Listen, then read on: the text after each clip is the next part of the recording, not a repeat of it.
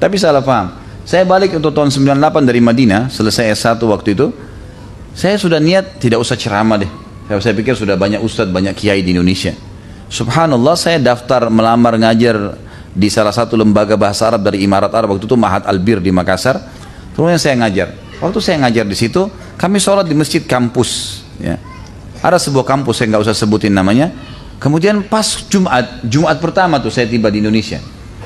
Waktu itu saya masuk dengar khutbah, naiklah seorang kiai haji fulan.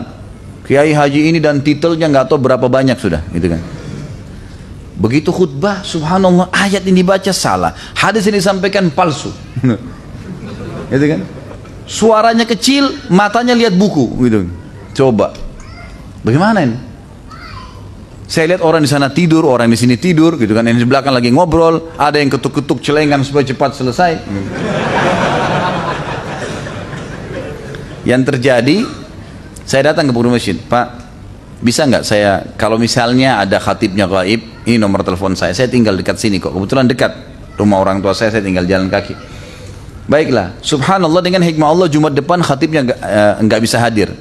Lalu saya khutbah, saya sampaikan tentang fadilah Al-Quran, tentang bagaimana semestinya orang harus belajar Al-Quran, dan bagaimana bahayanya kalau kalimat huruf hijaiyah salah.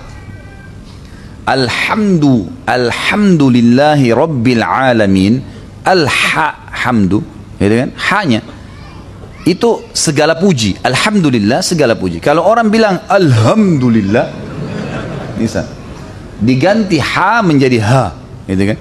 Seperti kalimat ihdina, itu ada penekanan, dia ada beda ha, gitu kan? Diganti, banyak imam gitu, karena mau fasih ceritanya, gitu kan? Alhamdulillah. Gitu. Kalau hamada pakai ha artinya segala puji bagi Allah. Kalau hamada artinya kematian. Bayangin. Kalau kita bilang alhamdulillah segala puji bagi Allah, kalau kita bilang alhamdulillah kematian buat Allah. Bayangkan maknanya, bahaya. Alhamdulillah Rabbil Alamin, ain. Kalau nggak bisa fasih sekali nggak apa-apa lah, minimal ada bedanya. Jangan dipukul rata semua. Karena alamin, alam semesta, pakai ain. Kalau diganti dengan hamzah, alam artinya sakit. Kalau orang baca alhamdulillah kematian buat Allah, Rabbil Alamin, Tuhannya orang-orang sakit. Coba bayangin, kacau semua itu. Jadi memang bahaya sekali itu. Maka bukan aib teman-teman. Ada orang, maaf saya bahasakan, saya temukan ikhwah gitu, masya Allah jenggotnya sudah terjaga, sudah nggak isbal, akhwatnya pakai jilbab. Begitu dengar Al-Quran, kacau balau semua nih. Jangan akhi. Imam Syafi'i rahimahullah pernah bertemu dengan beberapa ulama-ulama Mesir waktu itu. Setingkat, beliau anggap singkat dengan beliau. Lagi sibuk bawa kitab-kitab tulisan manuskrip mereka, gitu kan? Sampai tebal. Dalam riwayatnya dikatakan Imam Syafi'i melihat mereka mengangkat dengan beratnya buku-buku fikih mereka. Lalu Imam Syafi'i rahimahullah memegang satu mushaf Al-Quran. Lalu beliau mengatakan kepada orang-orang itu, sungguh demi Allah, kitab-kitab kalian itu menyibukkan kalian dari yang ini.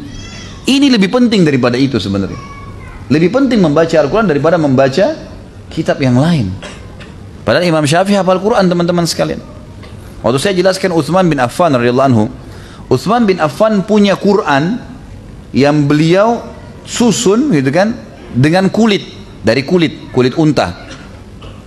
Dibaca oleh Utsman radhiyallahu anhu. Padahal hafal Quran. Utsman bin Affan dalam riwayat yang saya pernah sebutkan, di antara riwayat yang masyhur, beliau bisa mengkhatam Al-Quran dalam salat witirnya. Bagaimana Allahu'alam, Allah kasih taufik, sudah biasa dibaca jadi begitu. Tapi Utsman juga ditemukan pada saat meninggal, Quran yang dia pakai itu kulit unta yang keras, sudah sampai sobek karena seringnya diulang-ulangi. Tetap dibaca, sudah hafal Quran tetap baca.